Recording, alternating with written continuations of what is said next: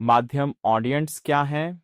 ओ लिव्रोडॉस medians के दूसरे भाग के 14वें अध्याय में एलन कार्डेक एक विशेष प्रकार की माध्यमिता का वर्णन करते हैं जिसे ऑडियंट माध्यमिता कहा जाता है। उनके अनुसार ऑडियंट माध्यम वे लोग होते हैं जो श्रवण के माध्यम से आध्यात्मिक संचारों को महसूस करने में सक्षम होते हैं।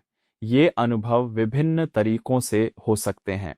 कुछ मामलों में माध्यम स्पष्ट आंतरिक आवाज सुनने की रिपोर्ट करेगा, जैसे कि विचार सीधे उसके मन में संप्रेषित हो रहे हों। अन्य स्थितियों में वर्णित अनुभव बाहरी आवाज सुनने के समान होगा, लेकिन बिना किसी दृश्य भौतिक स्रोत के। कार्डिक यह ध्यान देते हैं कि इस प्रकार के अनुभव व्यक्तियों के बीच काफी भिन्न हो सकते हैं। कुछ माध्यमों का दावा है कि वे शब्दों या पूर्ण वाक्यों को सुनते हैं। अन्य अधिक सूक्ष्म अनुभवों की रिपोर्ट करते हैं, जैसे कि विचार जो मन में बड़ी स्पष्टता के साथ उभरते हैं, जैसे कि उन्हें पढ़ा जा रहा हो। लेकिन वह यह भी चेतावनी देते हैं कि इस प्रकार की माध्यमिता की व्याख्या में बहुत सावधानी की आवश्यकता होती है। आज मनोविज्ञान और न्यूरोसाइंस आंतरिक श्रवण और विचारों के निर्माण से संबंधित समान घटनाओं का अध्ययन कर रहे हैं।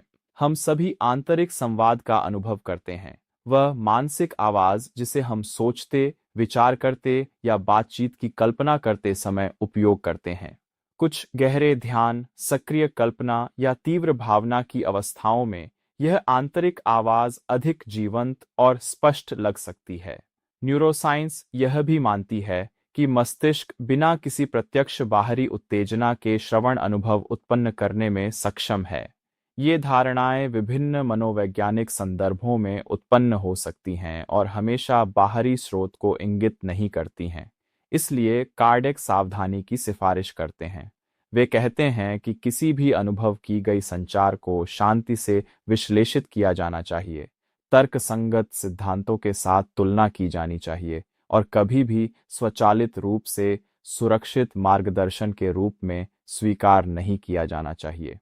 श्रवण माध्यमिता किसी भी प्रकार की माध्यमिता की तरह भावनात्मक संतुलन, अध्ययन और विवेक की मांग करती है।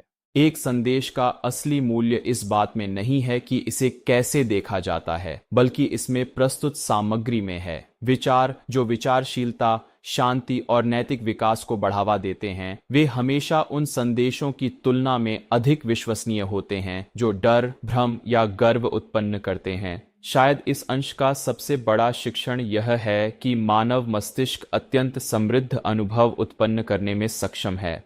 इन अनुभवों को शांति और आलोचनात्मक सोच के साथ देखना उन लोगों के लिए आवश्यक है जो जिम्मेदारी से माध्यमिता को समझने की कोशिश कर रहे हैं। यदि इस सुनने वाले माध्यमों पर विचार ने आपकी इस प्रकार की माध्यमिक धारणा के बारे में समझ को बढ़ाया है, तो इस सामग्री को उन लोगों के साथ साझा करें जो तर्क और चेतना के बीच संतुलन के साथ आध्यात्मिकता का अध्ययन करना चाहते हैं।